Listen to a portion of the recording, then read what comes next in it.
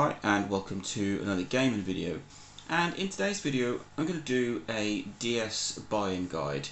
Now, a viewer asked me to do a video on the pitfalls and the things to look for when buying a used DS. I've been buying DS consoles for about 15 years and I buy nearly all of my consoles used and look through sort of local listings and eBay auctions and really sort of know what to look for. I do like to buy a lot of broken consoles, either fully broken or ones that are cosmetic damage or ones I know that have got a fairly easy fix. So the viewer asked me to put together a video of things to look for. So I went through all 10 iterations of the DS's. There are a lot of common issues that you get with all of the DS ranges.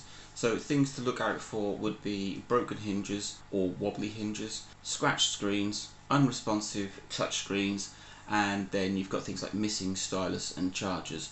Those are the main common things to look out for when buying a used DS. But if you want a more honed in guide, I'm going to go through each model and give you their individual things to look for on them. Now, I'm doing this buy-in guide, it's mid 2022, so the prices may vary, go up and down, but these are going to be roughly the prices that you pay in mid 2022. If you can snag one for a lot less, then you know you're getting a bargain. So let's start off with the original DS. You can pick these up for about £30. They are a bit more of a collector's item because they are the first DS, and to pick one up for about £30 you get that in pretty good condition. They do suffer from very brittle plastics. The hinge especially is extremely brittle. If you look around you'll see the majority of them have got a broken hinge, but the rest of the plastics are also quite brittle. You get lots of cracks on them, and that's just something to look out for. So if you're looking to buy one, look out for cosmetic condition and broken hinges.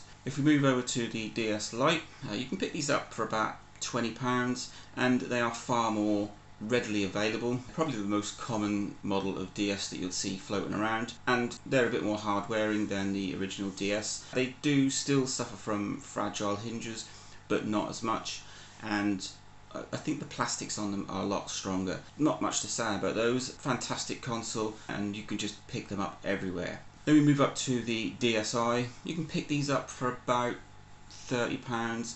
Far more sturdy than the other two. I don't see many hinge issues with the DSi's, and if Game Boy Advance compatibility is not important to you, then I highly recommend a DSi over a DS Lite. Yes, the battery life is probably a little less than the DS Lite, but the build quality is better and the screens are slightly larger. Then we move up to the DSi XL, and you can pick these up for about £35, and these are absolutely rock solid consoles. If the DSi was a good console, a good solid console, then the DSi XL is fantastic. Very few issues with these in terms of build quality or cracked plastics. The most thing you see with these is broken screens. That's down to wear and tear more than anything. These are absolutely superb consoles. Then we move on to the 3DS. Now these are a bit pricier. Original model 3DS, you can pick that up for about £45–50. Things to look out for on these are broken charge ports. They seem to have a bit more fragile charging ports than previous models, and wobbly hinges. I've not seen many broken hinges, but they do tend to lose their rigidity after a while, and those are the two main things to look out for on a 3DS. Then we go up to the 3DSXL, and these are pretty sought after. You're going to pay about £65 for one of these, and similar to the 3DS, you have to look out for charge ports, wobbly hinges, and one thing that I've noticed on a lot of the XL devices, not seen it on the DSi XL, but I have seen it on the 3DSXL and the new 3DSXL, is top screen bleed. The bottom left hand corner of the top screen tends to suffer from some screen bleed. I'm not sure if that's to do with the hinge or the way that you hold it or close it, but that's something to look out for on a 3DSXL. Then we move on to the 2DS. This is the original 2DS. You can pick these up quite cheap, about £35 for one in good working condition, but the thing you have to look out for on those is damaged LCDs. Obviously you've got no clamshell to keep the console safe, so the screens are always on show, and those are the things that get damaged the most.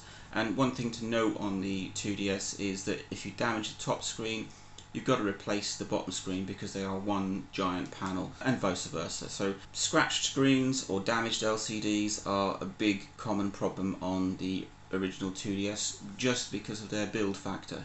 Then we move on to the new 3DS. You can pick these up for about £75–80, and they are very sturdy consoles. Not heard a lot of issues about those. The fact that you've got interchangeable face plates means that if it does get completely scratched or damaged, you can change the top and bottom. That's a nice little thing to keep your console fresh. But in terms of issues, nothing really kind of exclusive to the new 3DS. Then we move to the new 2DSXL. You can pick these up for about £80, and I've owned one, and there are a lot of issues that you get with them. The top screen is so thin that it's easily damaged, and I found that the hinge on it was extremely wobbly.